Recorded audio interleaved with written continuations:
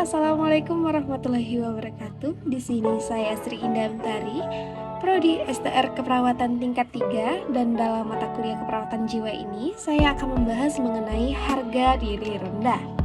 Harga diri rendah adalah perasaan tidak berharga, tidak berarti, dan rendah diri yang berkepanjangan akibat evaluasi negatif terhadap diri sendiri dan kemampuan diri. Adapun pengertian lainnya, harga diri rendah dapat terjadi secara situasional atau trauma atau kronis yang berarti kritik diri yang telah berlangsung lama. Dapat diekspresikan secara langsung ataupun tidak langsung. Adapun etiologinya, yang pertama, perlakuan petugas yang tidak menghargai, yang kedua, harapan akan struktur, bentuk, dan fungsi tubuh yang tidak tercapai karena dirawat atau sakit ataupun penyakit, dan yang ketiga adalah privasi yang kurang diperhatikan. Harga diri rendah biasanya terjadi karena adanya kritik dari diri sendiri dan orang lain yang menimbulkan penurunan produktivitas berkepanjangan yang dapat menimbulkan gangguan dalam berhubungan dengan orang lain. Etiologi yang utamanya ada dua. Yang pertama, faktor predisposisi. Yang pertama, faktor yang mempengaruhi harga diri seperti penolakan orang tua. Yang kedua, faktor yang mempengaruhi performa peran seperti stereotip peran gender ataupun tuntutan peran kerja.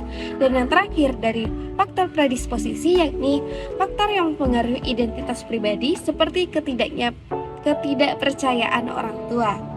Dan selanjutnya faktor presipitasi antara lain ketegangan peran oleh stres yang berhubungan dengan frustasi yang dialami dalam peran atau posisi, halusinasi pendengaran dan penglihatan, kesulitan membedakan diri sendiri dan orang lain, gangguan citra tubuh yang mengalami dunia seperti dalam mimpi.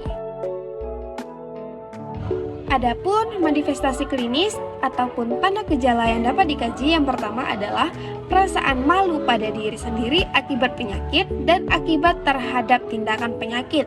Misalnya, malu dan sedih karena rambut menjadi rontok atau botak karena pengobatan akibat penyakit kronis seperti kanker. Yang kedua, rasa bersalah terhadap diri sendiri. Yang ketiga, merendahkan martabat. Misalnya, saya memang bodoh karena tidak tahu apa-apa. Dan yang keempat adalah gangguan hubungan sosial, misalnya menarik diri. Yang kelima, percaya diri kurang. Yang keenam, mencederai diri akibat harga diri rendah disertai dengan harapan yang suram. Mungkin klien ingin mengakhiri kehidupannya. Dan yang selanjutnya adalah mudah tersinggung atau marah yang berlebihan. Yang selanjutnya adalah perasaan negatif mengenai tubuhnya sendiri. Dan yang terakhir adalah keluhan fisik. Nah, di sini ada komplikasi dari harga diri rendah. Yang pertama itu adalah isolasi sosial, yang kedua perilaku kekerasan, yang ketiga halusinasi pendengaran dan penglihatan, yang keempat adalah waham. Lantas, jika pasien mengalami harga diri rendah, apa yang harus kita lakukan sebagai perawat? Ya, langsung saja kita ke penata laksanaannya. Yang pertama ada terapi medis. Pemberian terapi medis pada kasus harga diri rendah juga tidak digolongkan sendiri dan lebih mengarah kepada pemberian obat golongan antidepresan. Yang kedua, terapi keperawatan. Tindakan keperawatan untuk klien itu ada pertama, terapi generalis dan terapi kognitif. Terapi generalis yang merupakan prinsip tindakannya adalah identifikasi kemampuan dan aspek positif yang masih dimiliki klien. Bantu klien menilai kemampuan yang dapat digunakan, bantu klien memilih ataupun menetapkan kemampuan yang akan dilatih, latih kemampuan yang dipilih klien, beri pujian yang wajar terhadap keberhasilan klien, bantu menyusun jadwal pelaksanaan. Selanjutnya adalah evaluasi kemampuan pasien sesuai dengan kegiatan yang dilatih. Latih kemampuan kedua, motivasi klien memasukkan kemampuan kedua ke dalam jadwal harian. Selanjutnya ada penata laksanaan terapi kognitif. yang terdapat dalam 9 sesi. Sesi pertama itu mengungkapkan pikiran otomatis, sesi kedua itu mengungkapkan alasan, sesi ketiga itu tanggapan terhadap pikiran otomatis, sesi keempat itu menuliskan pikiran otomatis, sesi kelima itu penyelesaian masalah, sesi keenam itu manfaat tanggapan, sesi ketujuh mengungkapkan hasil, sesi kedelapan mencatat harian atau mencatatkan hasil secara harian, dan yang terakhir adalah support system.